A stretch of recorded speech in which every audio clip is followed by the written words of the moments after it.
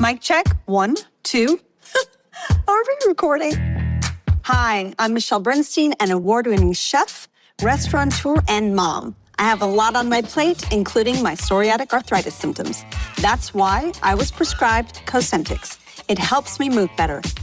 Cosentyx secukinumab is prescribed for people 2 years of age and older with active psoriatic arthritis. Don't use if you're allergic to Cosentyx. Before starting, get checked for tuberculosis. An increased risk of infections and lowered ability to fight them may occur, like tuberculosis or other serious bacterial, fungal, or viral infections. Some were fatal. Tell your doctor if you have an infection or symptoms like fevers, sweats, chills, muscle aches, or cough, had a vaccine or plan to, or if inflammatory bowel disease symptoms develop or worsen. Serious allergic reactions and severe eczema-like skin reactions may occur. Learn more at 1-844-COSENTYX or Cosentyx.com. Ask your rheumatologist about Cosentyx.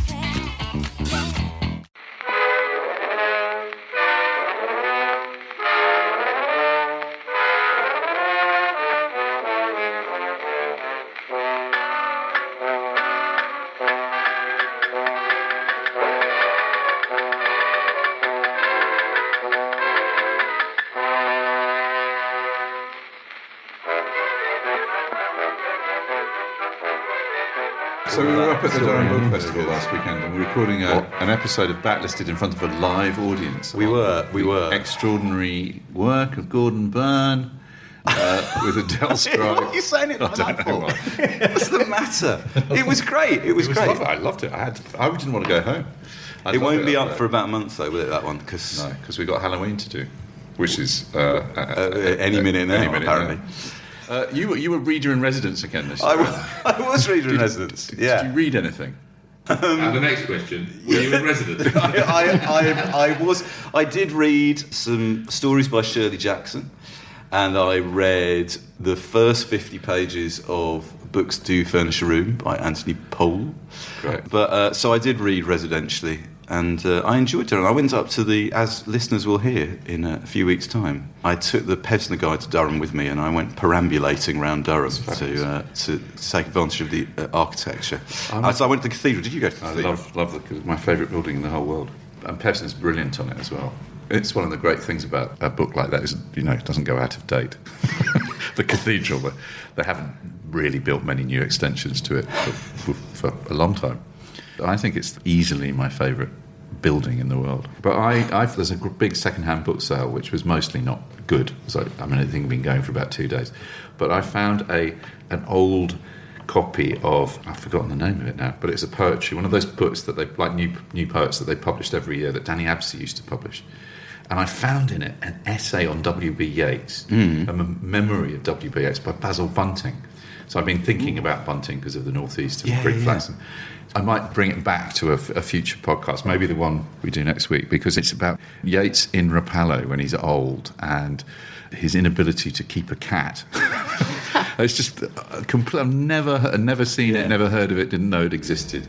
But Bunting used to know him really well. And then there's another brilliant essay about Ezra Pound, a sort of another memorial. It's kind of that thing you could do in the 1970s because the people who'd known those people were still alive. So it was worth my 50p.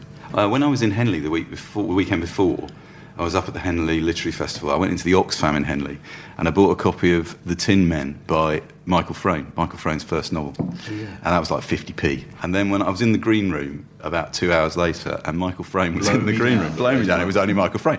So I went over to him and I said, I've just bought you... Yes, I did, because I was on duty, and that's the best question.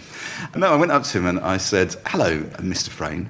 I've just bought your first novel for 50p from Oxfam. Always a good entree. I said, would you sign it? It seems providential that you should be here. And he looked at it and he went, I don't really think you can call this one a novel. But yes. so that's I hope the current publishers of The Tin Men put that on the cover. Shall we start? Yeah. Hello and welcome to Backlisted, the podcast that brings new life to old books. You join us in the rotten, mildewed summer house at the bottom of the New England estate of our sponsors Unbound, the website that brings authors and readers together to create something spooky. I'm John Mitchinson, publisher of Unbound. And I'm Andy Miller, author of The Year of Reading Dangerously. And joining us today on the podcast are Fiona Wilson. Hello. former book critic at the Times, amongst others. Have you given up all critical duties? I dabble, but no, I'm now firmly ensconced at Unbound. And it says here, currently new projects editor here at Unbound. Indeed, there I we am. go. Good, very good. And we're also joined by returning guest and Record third time. ghoul. Revenant. Revenant himself.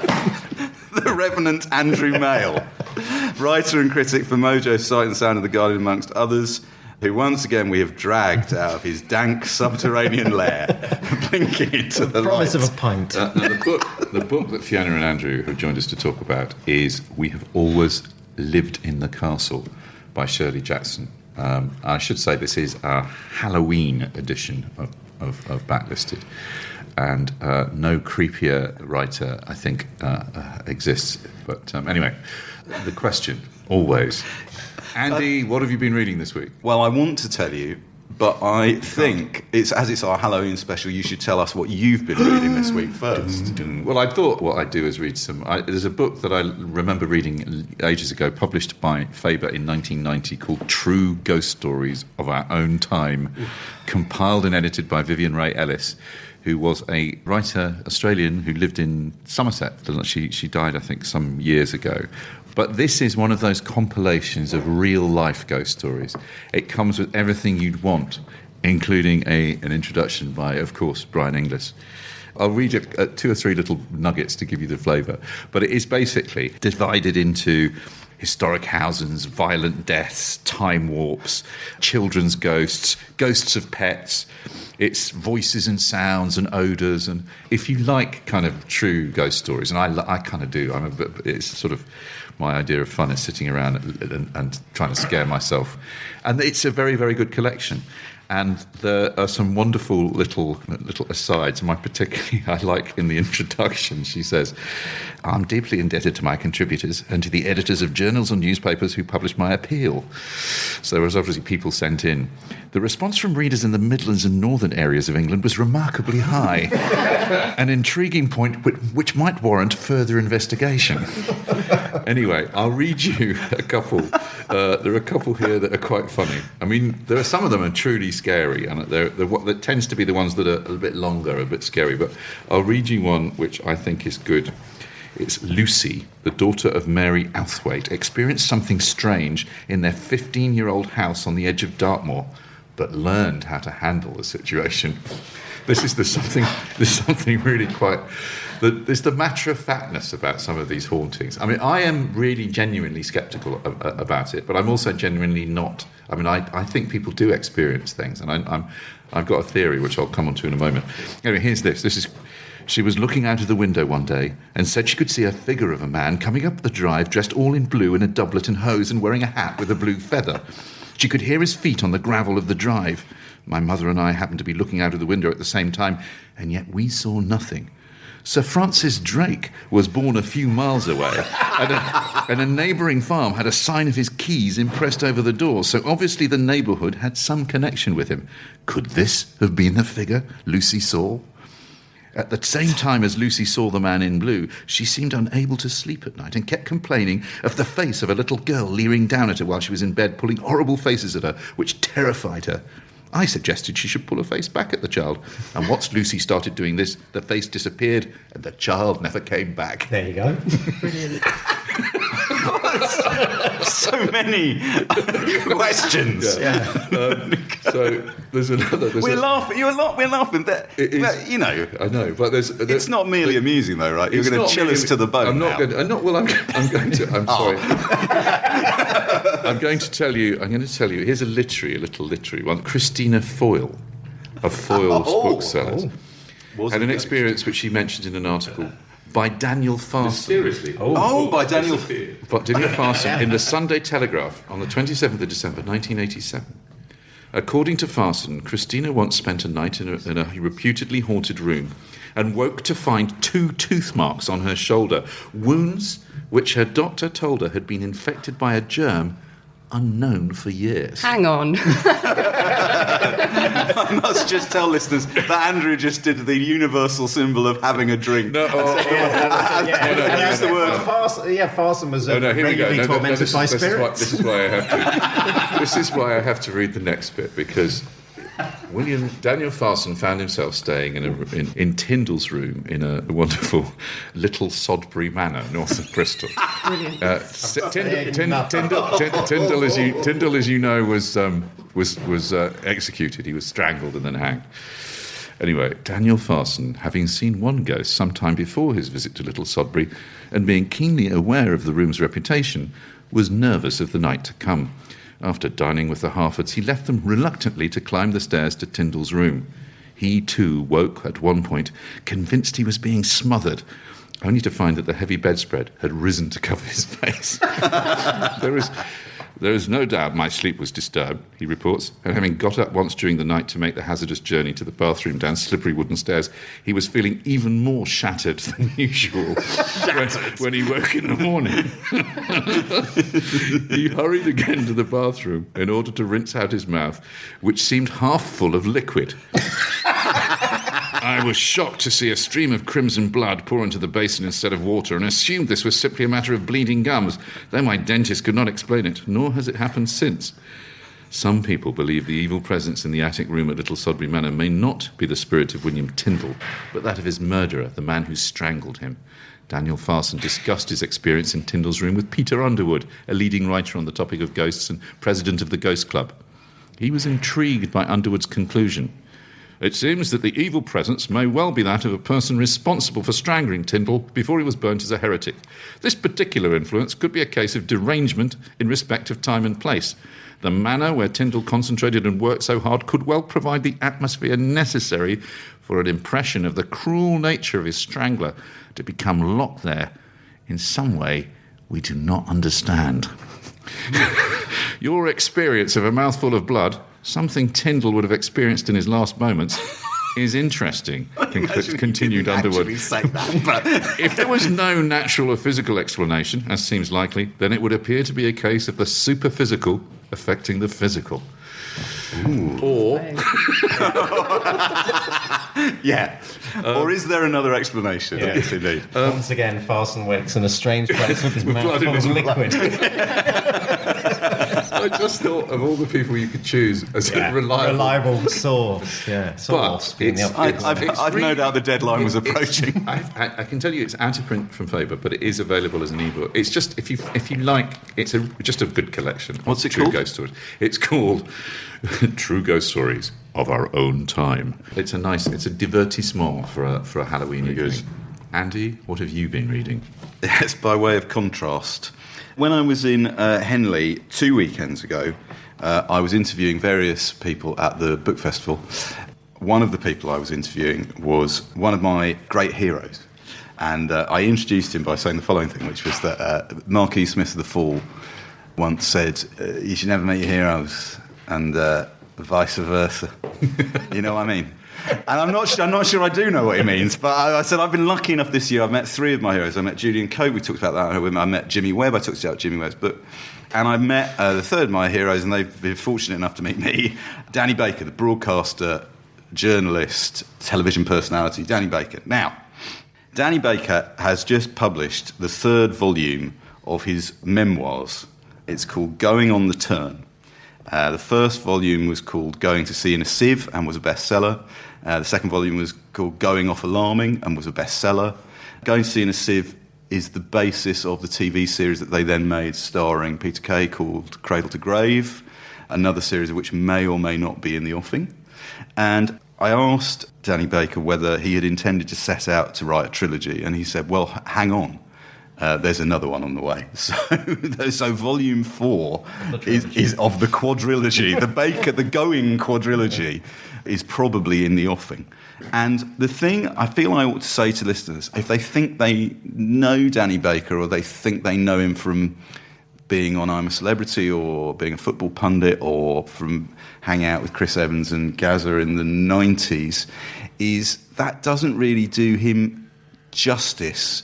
He's very difficult to put in a box and pass off as one kind of thing or another kind of thing. But what he definitely is a writer. And he's a polymath. I mean, he's an extraordinarily knowledgeable man. I mean, he's done QI several times. He actually did the very first QI, where Alan was very good. John Sessions was kind of good, but a bit odd. And poor old Hugh Laurie was totally nonplussed by the format. But Danny he's brilliant because there are no embarrassed pauses. I'm show that Danny's, but his knowledge. Yeah. I must say, interviewing him was one of the easiest gigs of all time because you kind of go. Any questions? Oh, I got 3-4 in. Yeah, pretty good, eh? So one of the things about him is that he is a real writer, and you get the sense reading his books that what makes him tick, this isn't like a celebrity autobiography, it is the ability to tell a good story to the very peak of his ability. You know that famous Douglas Adams quote about P.G. Wodehouse, plot doesn't matter, character doesn't matter, it's pure word music. The idea that the words are being put together in such a combination as to make them irresistibly funny. That's sort of what's going on, I think, with Danny Baker's writing. And that's certainly what he seems to be aiming for in the book. So they're properly written and they're brilliantly written. He also talks about in this book his cancer. He nearly died, he had cancer. And the thing that's so interesting about that is not that he has rarely talked about it or that he treats it as a confessional. It's fascinating to see a writer respond to a piece of material as they're writing it and think to themselves, this is good. So even while these awful things are happening to him, the writer is pushing to the fore to go, I've got to get this down. That's great. So I'm just going to read one story. I can't do it in the true Baker style, and I won't try. But I will read one story about when he was working. I think this is on the 6 o'clock show, which was a show that was on LWT. And he was a presenter, and he would often do some of the sort of larkier stuff with the public or whatever. At some point in the studio discussion, I must have said that I couldn't even entertain hypnotism as a viable science. After the show, we received a slew of calls from people affronted by this, with several offering to come and demonstrate the bona fides of the great science, capital G, capital S. Sniffing some show-filling hoopla, the producers booked a working theatre hypnotist to come on to the very next programme and give it to me live and undiluted. Have you ever heard this story, any of you? Okay. I met him during rehearsals, and he seemed an agreeable old pro, a little nervous and not dissimilar in appearance to the great Harry Worth. I didn't want to embarrass the man by tearing up his act live on air, but I also knew there was no way I would actually succumb to the old "your eyes are getting heavy" guff, and this would undoubtedly result in professional loss of face for him. Still, the last thing I was going to do was play along like all those desperate volunteers you see on hypnotism stage shows who pretend to helplessly disco dance at the mention of certain words, or imagine they get electric shocks from ordinary ballpoint pens. The use of the word ordinary there, particularly good. Frankly, I've always thought such hopeless end of the pier showboating to be the physical representation of those signs in insurance offices that say you don't have to be wound to work here, but it helps. No, once we got on air, it was either him or me that had to be put to the sword, and I set about trying to think of the kindest way to undermine his efforts while getting a few good laughs into the bargain. Sadly, that evening, as our spot in the show approached, I could feel the ham in me start to sizzle. And I suddenly realised that I had little choice but to make as big a splash as I could. I became resigned to total resistance, and if that meant chucking the old pro overboard live on air, then so be it. However, never ever underestimate those who have been in the game longer than you have. This sweet, avuncular, anxious bumbler had an ace up his sleeve that perfectly sucker-punched a cocky young pretender like me. Heavily trailed throughout the show, our moment arrived, and in all honesty, I was licking my lips at the laughs I was about to get at this whole waxworks expense. Following an introduction by Michael Aspel, the camera zoomed in on the far side of the studio where I sat in the sucker's chair, waiting to be transported into the fourth dimension. Behind me, and now in full dress suit, was my guide. Before I could say a word, before I could deliver my very first finely honed undercutting comic whiz-bang, he grabbed the high ground and picked me off like the sap I was. During the huge applause that greeted Aspel's intro, the old rogue leant forward and said very softly in my ear, "Hope this goes well. That's my grandson in the front row. He's not seen me work before." What a bastard! What a brilliant, conniving, magnificent, blackmailing old bastard. And yes, sure enough, as I looked ahead, there, smiling and fresh-faced, was a kid of about 7 that I hadn't noticed before. His eyes were wide, his hair neat and brushed, his face full of hope, and he was applauding wildly because his granddad was about to be the star of the show. I repeat, what a sly old bastard. Now, what could I do? Well, I'll tell you what I did. I went under.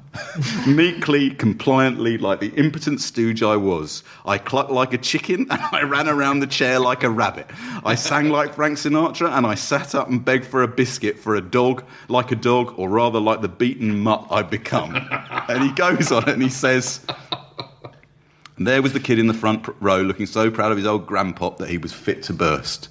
I looked at his beaming grin and wondered if he would ever know what a humiliating sacrifice I'd just made for him. And then, as Junior's eyes met mine, it hit me. Of course he would know. He wasn't there by chance. That kid was no more the hypnotist's grandson than I was. He probably wasn't even a kid. He was most likely some hard-bitten midget with a rap sheet as long as your arm that had been travelling with the act for about 40 years. He was the guarantee and I was the mark. Fantastic. Well, that's fantastic. Now, I can't do justice to that in the full Baker style, but the books are full of... Is he doing the audiobooks? Yeah, and he's doing all the audiobooks as well, you know. And but the great thing about that, it's a bit of business, isn't it? And you you can see the ham in me started to sizzle. Absolutely, kind of, you're aware of his reading of, kind of classic showbiz autobiographies, or his love of kind of, music hall and everything. Yeah. These anecdotes are worked on, they're finely honed, and they're done as a bit of business, And it's also, but also the literary element too. Yeah. That's the thing, it's Perelman and Woodhouse. Yes, absolutely. The dignity of... the dignity of proper comic prose. It's worked. Great. Yeah, it's really good. Great. Now, to return to... Well, that, I suppose, vaguely spooky, isn't it? Yeah. But anyway... Oh, the mists are rolling over the kitchen table. Yes. This seems like an actual time for a break. We'll be back in just a sec. Time to begin, Andy.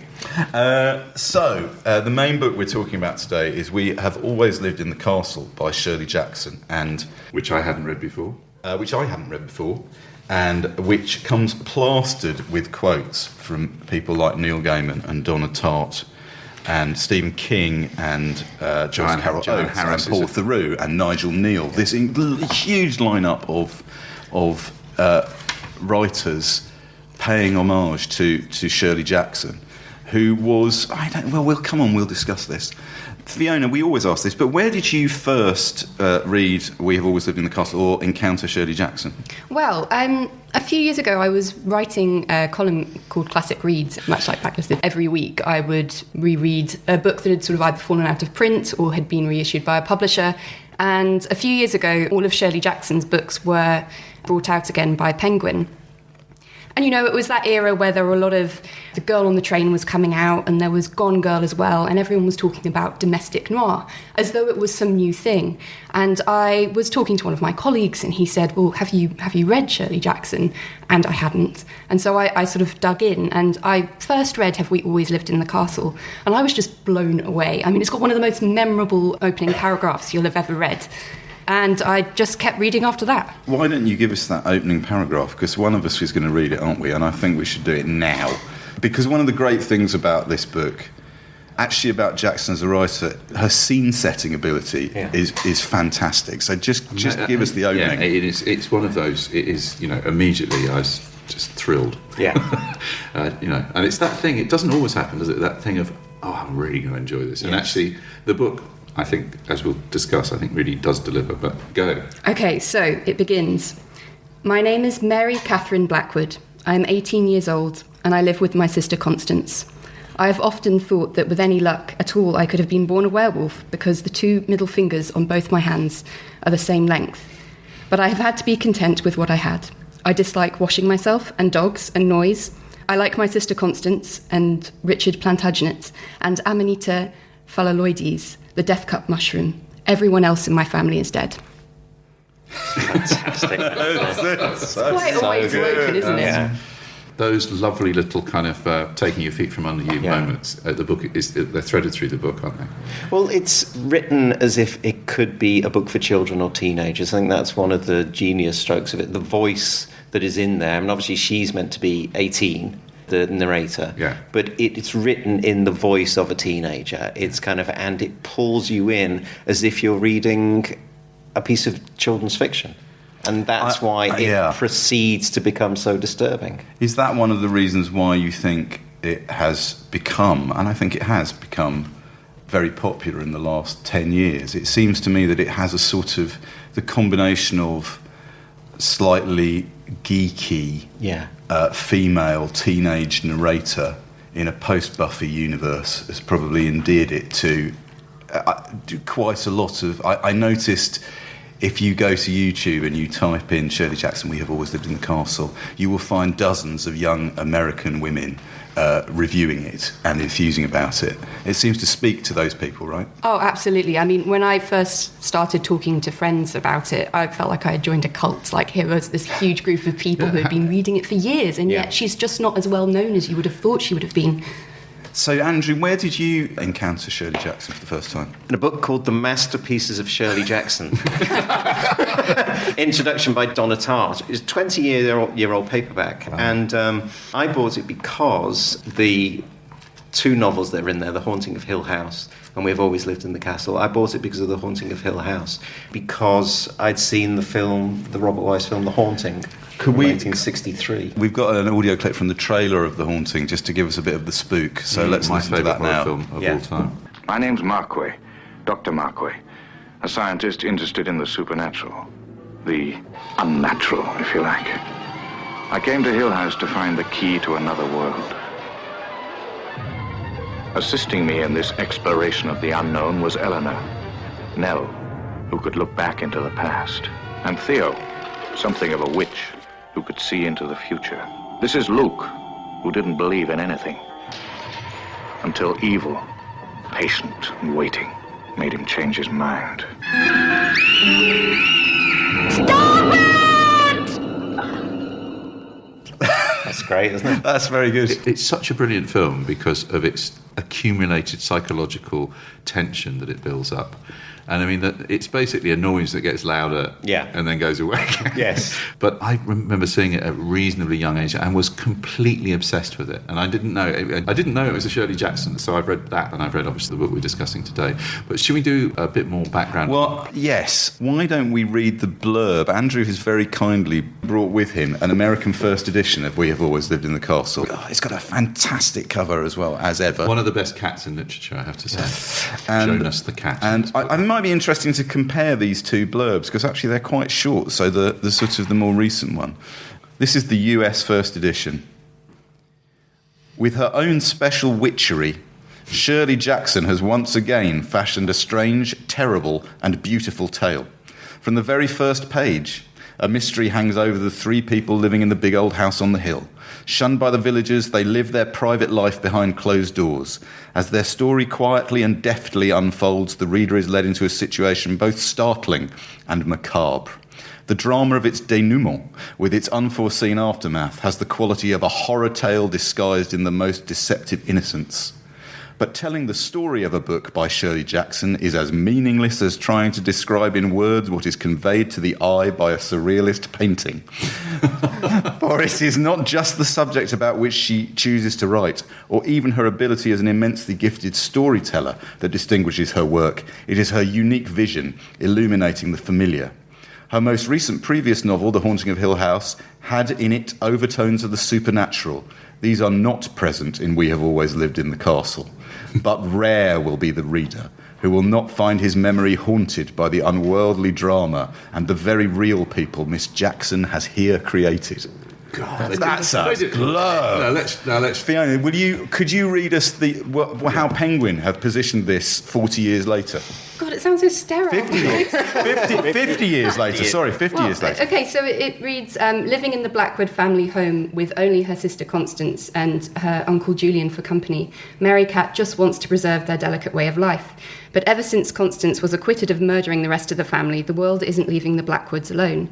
And when cousin Charles arrives, armed with overtures of friendship and a desperate need to get into the safe, Mary Cat must do everything in her power to protect the remaining family.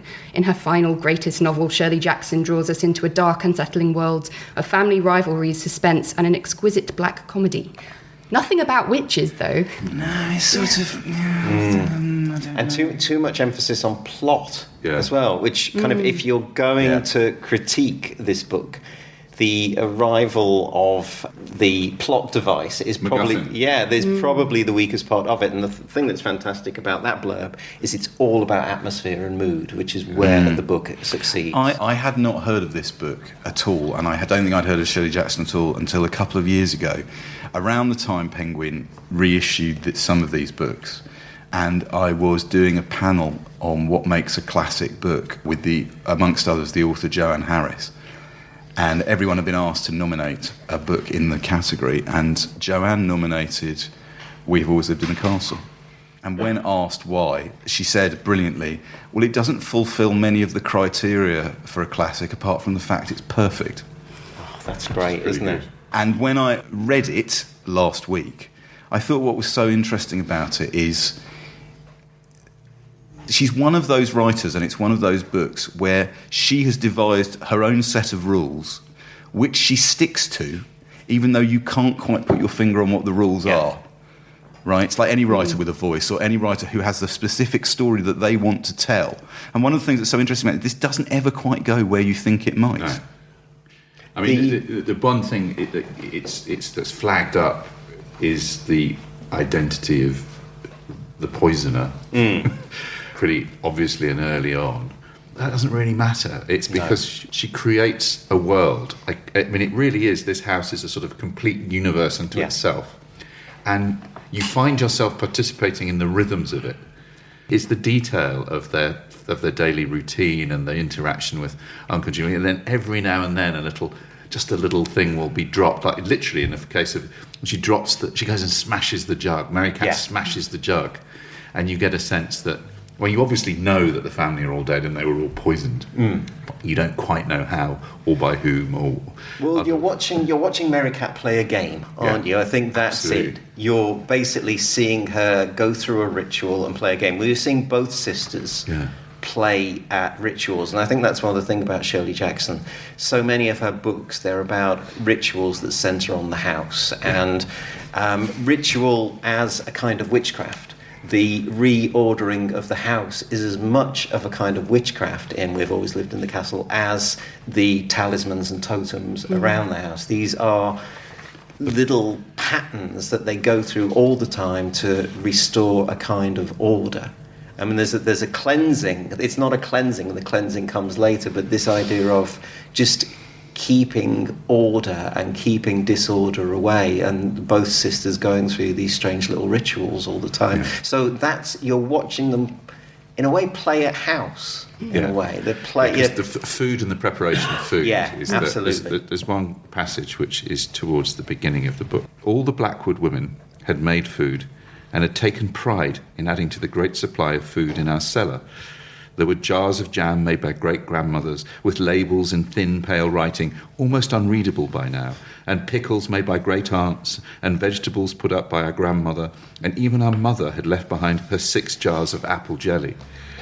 Constance had worked all her life adding to the food in the cellar, and her rows and rows of jars were easily the handsomest and shone among the others. You bury food the way I bury treasure, I told her sometimes, and she answered me once. The food comes from the ground and can't be permitted to stay there and rot. Something has to be done with it. All the Blackwood women had taken the food that came from the ground and preserved it, and the deeply coloured rows of jellies and pickles and bottled vegetables and fruit, maroon and amber and dark rich green, stood side by side in our cellar and would stand there forever. A poem by the Blackwood women.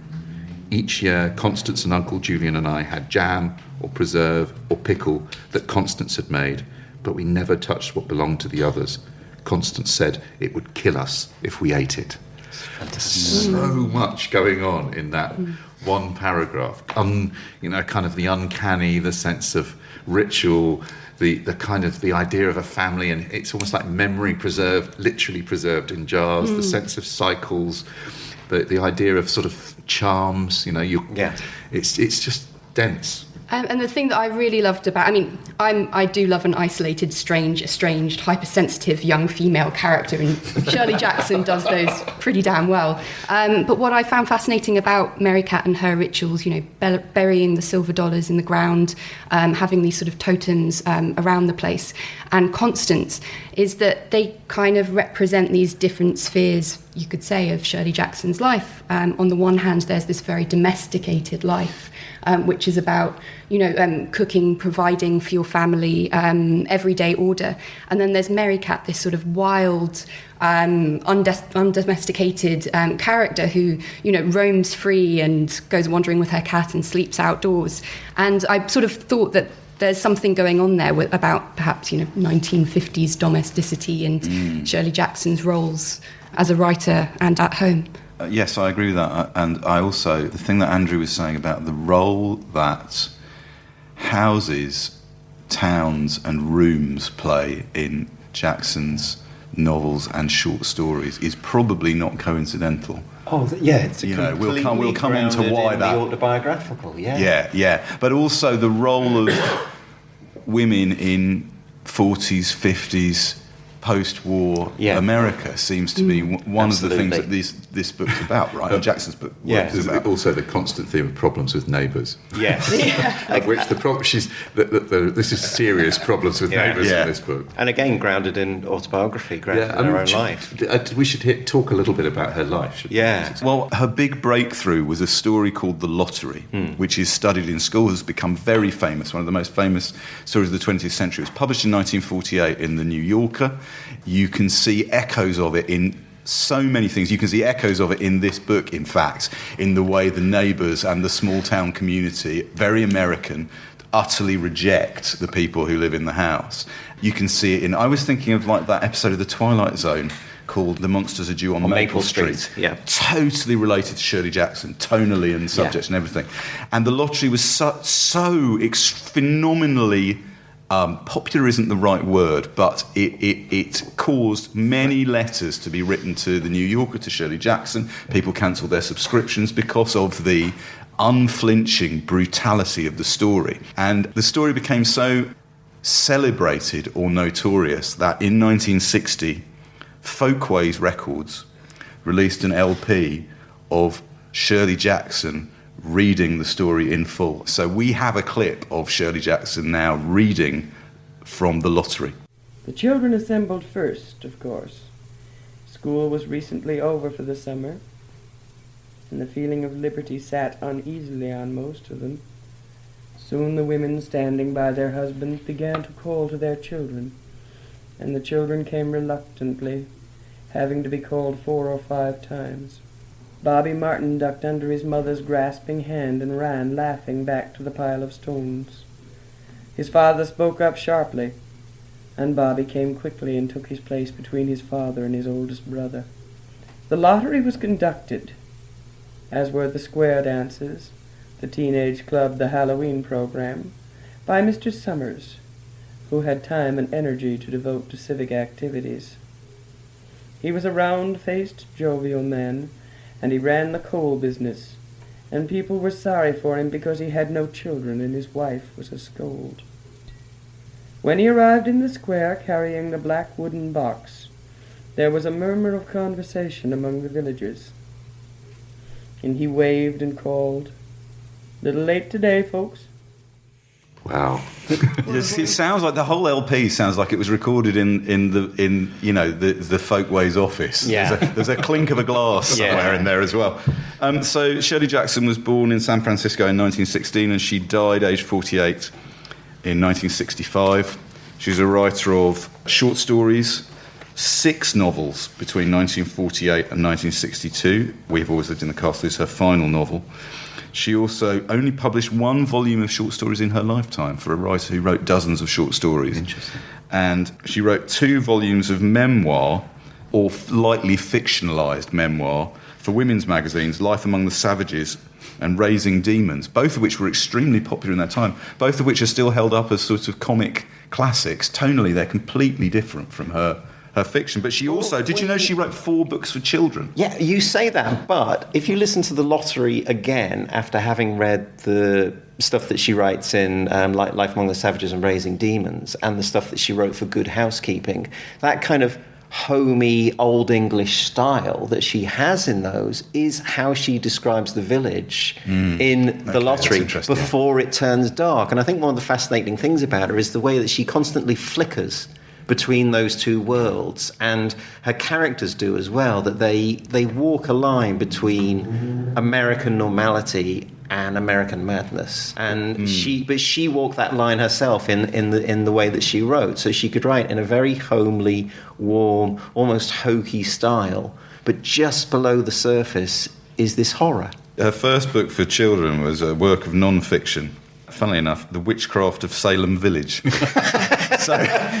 you know, there it is. There's witchcraft, small town, right? As we said, her breakthrough story is The Lottery in 1948. She's married to the literary and jazz critic Stanley Edgar Hyman. Now, I'm going to read a bit about Stanley Hyman here. Jackson's husband, the literary critic Stanley Hyman, wrote in his preface to a posthumous anthology of her work that, quote, she consistently refused to be interviewed, to explain or promote her work in any fashion, or to take public stands and be the pundit of Sunday supplements. She believed that her books would speak for her clearly enough over the years. Hyman insisted that the dark visions found in Jackson's work were not, as some critics claimed, the product of, quote, personal, even neurotic fantasies, but rather comprised a sensitive and faithful anatomy of the Cold War era in which she lived, fitting symbols for a distressing world of the concentration camp and the bomb, wrote Hyman. Jackson may even have taken pleasure in the subversive impact of her work. As revealed by Hyman's statements, she was, quote, always proud that the Union of South Africa banned the lottery, and she felt that they at least understood the story. Well, now, the thing about that is, Hyman was probably not a disinterested witness, was he? I think the phrase is, well, he would say that, wouldn't he? And I think, the case for Hyman is that he decided to marry Jackson before he'd met her on the strength of one of her stories in a college magazine. He read the story and he said, I want to marry that woman. And he encouraged her to write, and he encouraged Ralph Ellison to write. Ellison was a house guest regular. Yeah, Ellison installed Shirley Jackson's stereo.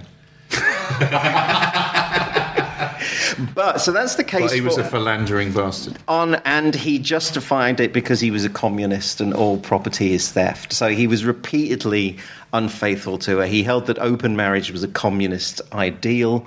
One of his students, Barbara Carmilla, and her husband moved into their back apartment, and then Stanley started having an affair with her. Breaking the 100-mile rule. One of the great ways to look at Jackson's book is that she wrote lots of unsent letters where she wanted to tell Stanley what she thought, but they were never sent. So you can look at the novels or the short stories as versions of the unsent letters. And one of them, she said, "You once told me I would never be lonely again. I think that was the first, most dreadful lie you ever told me."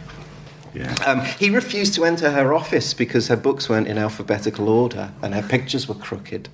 He refused to read any of her supernatural stories because that was kind of because they were pulp. Yeah, because that was something beneath her. He told her to stop writing letters and stop writing in her diary because, quote, they were costing her $40 a page. Oh, we're not liking this. And she, you talked about the books in which she writes about her children and the housekeeping, but that's because she took on all of the housekeeping and all of the childcare. When she died, Hyman still didn't know how to make a cup of coffee. I think the most important... The kids were amazingly... the kids went on to edit, published collections. Oh, the kids are fantastic, but the kids had quite a feral upbringing, like a lot of the children in the books. And I think, and so the children in We've Always Lived in the Castle are, as well as being based on Shirley, are also based on her children. But the one thing that I think that needs to be said is that when she was writing We've Always Lived in the Castle, she was something of a mess, and I think it was due to Stanley. There's a famous line that she wrote to a friend around that time when she said, "I have written myself into the house."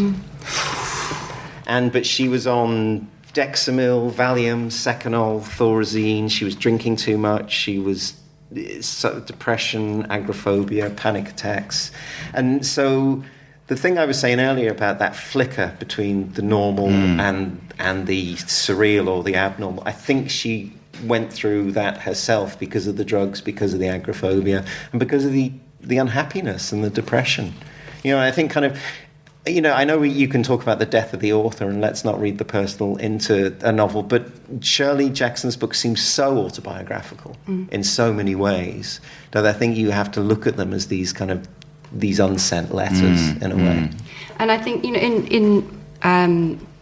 you see Merricat talking to Constance and her loyalty to her, and there's this repeated line, "Look, Constance, we are going to be very happy," and it's that sense of wanting to be self-determined, and during this incredibly difficult time in her life, like, trying to find that happiness. I mean, it took her 2 years to recover after she wrote this book from her agoraphobia and everything that she was going through. And towards the end of that period, I think am I right in thinking she had decided to leave Stanley? And that's what her unfinished novel is about, Come Along With Me. And she had this dream, I think the phrase is that she could step through a crack and disappear. And she wrote, there was another unsent letter, which she talked about leaving Stanley as well. But she knew that her subject matter of her books was going to have to change if she actually did that. That all of these anxieties that were going on in her life, all of this sort of intense sort of split of the personality. You see it in The Haunting of Hill House as well, with Eleanor and Theo's character, this sort of divided self again and again, that was probably going to have to go in her later books. And so she starts talking about, what she might write next. And then there's this absolute, her last words in her journal. So did you say she kept 2 journals? She kept 2 journals, yeah. And she had 3 different personalities, at least, that she gave different names. So again, this idea of these compartmentalized different worlds that she existed in. And her last words in her journal, which were written 6 months before she died, sort of suggest this woman heroically trying to persuade herself into optimism, a little bit like Merricat telling Constance, "We're going to be very happy." She writes, "I am the captain of my fate. Laughter is possible, laughter is possible, laughter is possible." It's absolutely tragic. That's terrible. Another one of the heartbreaking things is that there is the theme of escape, obviously, and we've always lived in the castle, but it's the moon. Yeah. So it's beautiful. It's beautiful, but it's heartbreaking because it's never going to be achieved. And it's in the kitchen, at the kitchen table. Yeah, they make room, and it's worth saying without too many spoilers. It's a happy ending. Yeah. It is. It's unexpected. Yeah. In the light of what you were just talking about, we must talk a bit about Jackson's short stories. I have to say, for me, I really liked We've Always Lived in the Castle. I love The Haunting of Hill House. But actually, some of the short stories for me, in terms of what you were saying, Fiona, about how much information is contained within any given paragraph of We've Always Lived in the Castle, the stories manage to these incredible shifts of narrative and tone in quite compact spaces, as you would expect a short story to in some respects. But again, they never quite end up where you think they might end up. And again, they play off that idea of domestic entrapment. There's a story called What a Thought, which I think Andrew has got a bit of here. Could you just read us the beginning of that, Andrew? Dinner had been good. Margaret sat with her book on her lap and watched her husband digesting, an operation to which he always gave much time and thought. As she watched, he put his cigar down without looking and used his free hand to turn the page of his paper. Margaret found herself thinking with some pride that, unlike many men she had heard about, her husband did not fall asleep after a particularly good dinner. She flipped the pages of her book idly. It was not interesting. She knew that if she asked her husband to take her to a movie or out for a ride or to play gin rummy, he would smile at her and agree. He was always willing to do things to please her, still, after 10 years of marriage. An odd thought crossed her mind. She would pick up the heavy glass ashtray and smash her husband over the head with it. Like to go to a movie? Her husband asked. I don't think so, thanks, Margaret said. Why? You look sort of bored, her husband said. Were you watching me? Margaret asked. I thought you were reading. Just looked at you for a minute. He smiled at her, the The smile of a man who is still, after 10 years of marriage, very fond of his wife. The idea of smashing the glass ashtray over her husband's head had never before occurred to Margaret, but now it would not leave her mind. She stirred uneasily in her chair, thinking, what a terrible thought to have. Whatever made me think of such a thing? Probably a perverted, affectionate gesture, and she laughed. Funny? Her husband asked. Nothing, Margaret said. Oh, that's good. I mean, she does what people think Roald Dahl does. Oh, you're so right. Yeah. But much better. Absolutely. I mean, I always find Dahl, they're wooden, everything's kind of obvious. And I mean, that reminds me of that ludicrous Leg of Lamb story. Yeah. But it's so much more subtle. And her psychology, she's one of those people, you know that she's, some of the things I've read where she talks more obviously about the psychological underpinnings and the mythological underpinnings. She's very, very good at not allowing that to kind of dominate. I mean, it's everywhere in this novel, and especially the short stories as well. You feel that she's setting up something that feels like a classic Freudian dichotomy, and then she kind of, like you say, you end up in a place that you're not expecting to go. Also, in this novel, there's a parallel. It struck me with a book that we did on Backlisted last year. That being Lolly Willows by Sylvia Townsend Warner, very much so. Which appropriates witchcraft and the occult to say something about things other than witchcraft and the occult, right? I mean, so what is the role of witchcraft in We Have Always Lived in the Castle, would you say? Fiona. Well... Speaking as a practitioner of the dark arts. Well, yeah, I've been dabbling in some tarot recently, so me and Shirley have got something in common. I think Jackson's first biographer really, really played up her interest in the occult. Jackson went along to seances and she used the Tarot de Marseille. But I don't get the sense that she was using it because she necessarily wholly believed in it. And this most recent biography of her life that came out sort of deals with it in a sort of a more secular way. And basically, Jackson's less interested in witchcraft as a sort of a practical method for influencing the world. It's more of a way of embracing and sort of channeling that female power at a time when women in America often had very little control over their lives. And that's what you see kind of in the history of witchcraft and when it rises up in society.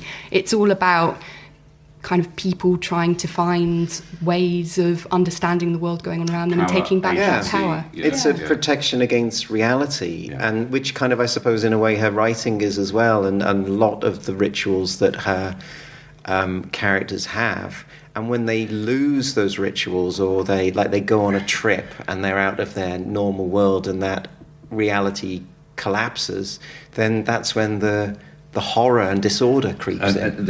And the use of that. I mean, the thing is, it's great, isn't it? Because Charles, in the book, is obviously, he is injected as the order of I mean, he's not a particularly rounded, although some of the descriptions of the way he intrudes on their private space with his cigar smoke. But the way she writes that it becomes this psychic battle that Merricat is fighting a battle to try and that he's a demon. It struck me that Merricat, I had strong Lyra Belacqua feelings. And I wonder if Pullman had ever read it. I think he must have done. She's such a. I mean, really, they're both the characters. Actually, I mean, it's easy to downplay Constance. But Constance has this sort of bit in the middle of the book where she aligns herself with Charles, and those are some of the most difficult bits to read. Oh, absolutely, yeah. So on the one hand, what I think is interesting about Jackson is she's sort of had a renaissance in the last 10 years. I think that's fair to say. There's a film coming of We Have Always Lived in the Castle, which is with Crispin Glover. Crispin Glover. And he picks those roles carefully. And of The Haunting of Hill House, did I see that Netflix are going to do it? They're doing it a 10-part series, aren't they? But also, at the same time, when several of her works were republished by the Library of America a few years ago, there was the genuine letters to the publisher and the New York Times and what have you, complaining and saying she's not up to the standard. Jumped the shark. That classic thing of demeaning the work of female writers by calling it middlebrow. Yeah. Right. That there's something not robust enough about Jackson's writing as there is about, say, Cheever's writing. Yeah. Right. So Cheever is. I don't wish to get on my hobby horse here, but Cheever is often held up by many as the acme of the American short story. But also, he's extremely male writer. But also writing about that particular post-war America. Yeah. You know, those small towns and the men who commute and go away and everything. And she, especially in her short stories, she captures that. And one of the things that is brilliant, you mentioned the demon.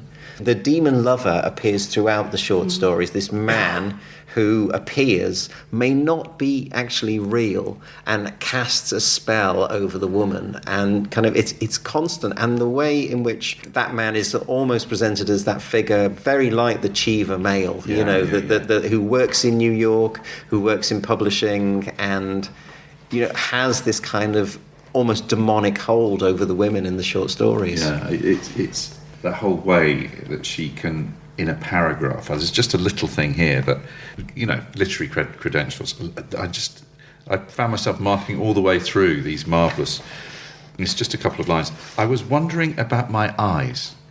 One of my eyes, the left, saw everything golden and yellow and orange, and the other eye saw shades of blue and grey and green. Perhaps one eye was for daylight and the other was for night. If everyone in the world saw different colours from different eyes, there might be a great many new colours still to be invented. I don't know, that felt to me really Lyra, fantastic, Pullman-y. isn't it? Yeah. And then, but also it's the division again. Yeah, again. It's the kind of polarity. And I think there are very few writers who've taken on all of that kind of mythic stuff and been able to really sink it into character in a convincing way. And I think, like you say, with the stories and in the novels, she does something that's really rare. We haven't even touched on her relationship with her mother. Oh my God. This is just, I mean, Speaking of Freud. to get onto that, I mean, she used to write to Shirley and criticise her, even as an adult, about the way she looked, her weight, her hair, her willful refusal to cultivate female charm. She told Shirley she was the result of an unsuccessful abortion. Yeah, as parental. But I think the great thing that is looming over this is what were her family? They were a family of Gilded Age architects who designed all the Gothic monstrosities in San Francisco. And Hill House is... and Hill House is based on one of those houses. Down in the Jackson Cage. Yeah, absolutely. So kind of, all those hideous, terrifying, most of which got destroyed in the earthquake, but her family built those houses. I've got a brilliant letter, an extract from a letter that her mother sent her, which is... She'd sometimes just get a missive out of nowhere saying, "I've been so sad all morning about what you have allowed yourself to look like." Who writes that sort of stuff? Yeah, well, that's related. She wrote that letter after We've Always Lived in the Castle came out. She didn't say anything about what a wonderful book it was or well done. She said there was a picture of her in Time magazine. Yeah, there's a little bit more here. Say, "For your children's sake and your husband's, I've been so sad. You were, and I guess still are, a very willful child." Oh, man. But then you look again at We've Always Lived in the Castle and the arrival of Charles and this idea that, constant things. Okay, our life is going to change. Maybe it's going to change for the better with the arrival of Charles. And you think that there's a parallel there to her husband, Jackson's husband, arriving and her thinking, this is going to nurture my writing career. This is a whole new chapter in my life. I get away from my mother. And it isn't that at all. Yeah. There's a very moving quote from Shirley Jackson about why she first started writing stories, and it touches on all those things that we've been saying about madness and her style of writing. She said, "When I first used to write stories and hide them away in my desk, I used to think that no one had ever been so lonely as I was, and I used to write about people all alone. Once I started a novel but never finished because I found out about insanity, and I used to write about lunatics after that. I thought I was insane, and I would write about how the only sane people are the ones who are constantly condemned as mad, and how the whole world is cruel and foolish and afraid of people who are different. That is so good. I think one of the great things about doing this podcast is that you, like so many, like Sylvia Townsend Warner, you get the flavour of a writer like Shirley Jackson. And it's so interesting that she has become flavour of the month again. But that just seems to me is because it really is good. It really is. It's rich and it stays with you. It's exactly what Joanne Harris said. What makes classic writing? Well, you know what? It has an element of perfection to it. That it might not be perfection you recognise at first, but time will allow it to come through. And that absolute confidence from the first sentence, the first paragraph that we started with. You may not know where you're going, but she does. Well, that seems as good a point as any at which to stop. Thanks to Fiona Wilson and to Andrew Mail, to our producer Matt Hall, and to our sponsors Unbound. You can, of course, get in touch with us on Twitter at BacklistedPod, Facebook, which is BacklistedPod, and on our page on the Unbound site at unbound.com/backlisted. Thank you for listening. We'll be back with another show in a fortnight. Until then, goodbye. Could you just pass me that ashtray?